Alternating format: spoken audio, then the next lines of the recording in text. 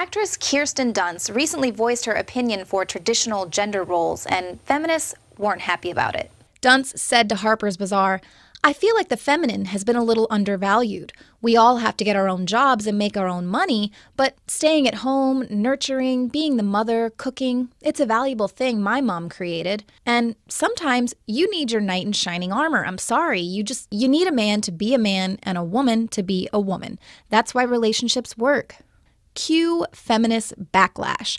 A Jezebel editor even called Kirsten dumb for expressing what makes her happy as a woman. Now, shouldn't a feminist protect the voices of all women, even those who choose to fill domestic roles? But these so-called pro-women groups only support correct choices, which for them means running after a career rather than raising the future generation. And this is a great time to be a woman. If we choose to climb the ladder of success, we can do that. But it's very anti-woman to suggest that if a female chooses a traditional gender role, that she's somehow mentally inferior or that she deserves to be socially stigmatized. Isn't there enough pressure? If your argument is that it's unreasonable for a woman to want to be a stay-at-home mom since 2 incomes are needed to survive in this country, well, that's exactly the conundrum of women in the workforce. Even with 2 workers in the household, people can't make ends meet nowadays. The movement to get women in the workforce wasn't about empowerment. As the late Aaron Russo revealed, the women's liberation movement was hijacked by the elite as a way to break up the family and as a method of revenue generation. Aaron, what do you think women's liberation was about? And I said, I had pretty conventional thinking about it at that point. I said, I think it's about women having the right to work, getting equal pay with men, just like they won the right to vote, you know? And he started to laugh. He said, "You're an idiot." He said, let me tell you what that was about.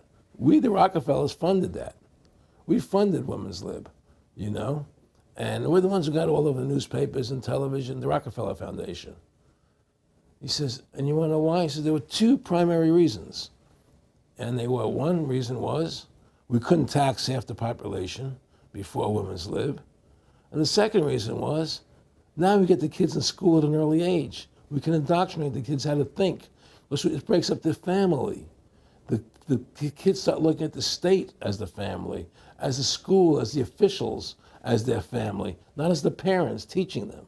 Anyone can look at the cost of living increase, the rate of divorce, and over-medicated children being raised by the state to see that this plan has largely succeeded at the expense of the family. By hijacking feminism and making it about defeating men, the establishment has succeeded to a great extent in marrying women to the state. Feminism is a top-down social movement controlled by the political class. It's routinely used to exploit the female voter base, all while completely ignoring genuine women's rights issues.